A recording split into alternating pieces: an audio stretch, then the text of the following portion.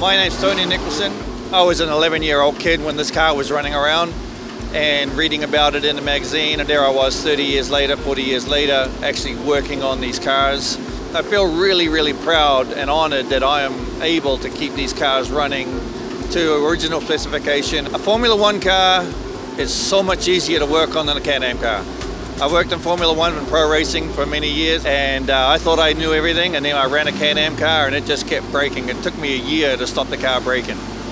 What those guys did in the old days, I am in awe of. I mean, they true heroes. We're finding the cars are becoming more standard. Instead of being over-engineered, people are looking to put them back to what they were.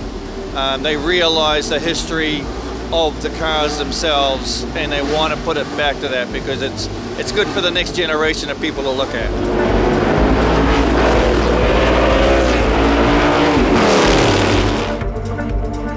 My name is Bruce Marquand, and I drive this McLaren M6 from 1967, bought by Roger Penske and driven by Mark Donohue. Racing one of these cars in anger is something else because you have plenty of power. You can spin the wheels at speed. A track like this, you really got to watch how you put the pedal down. The corkscrew in this is definitely unique because this is a big car. It's got, 800 horsepower. It is a little bit challenging getting through the corkscrew. Well, if you think about driving a car made in 1967 with marginal brakes, no aerodynamics, and 800 horsepower, Formula One car makes its horsepower at 11,000 RPM. This thing makes horsepower as soon as you touch the gas. I kind of like cars that will spin the wheels at will. It really makes you appreciate the drivers back in the day. I mean, Mark Donohue driving this to crazy speeds. The cars didn't have aerodynamics. It was all balls and skill. I mean, really.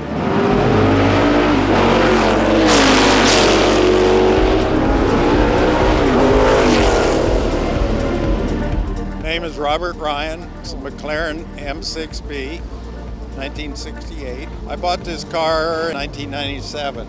This car is 50 years old this year, and they ran them for a year and then it was obsolete, and we do about 4 to 8 races a year.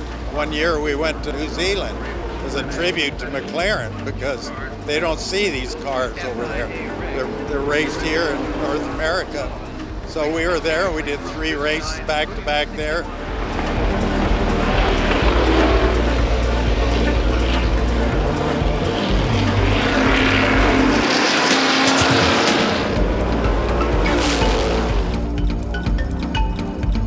I'm Richard Grillo. This is my McLaren M6 A1, and it's chassis number 1. It actually won here in Laguna Seca in 1967. The way this thing drives is just magic.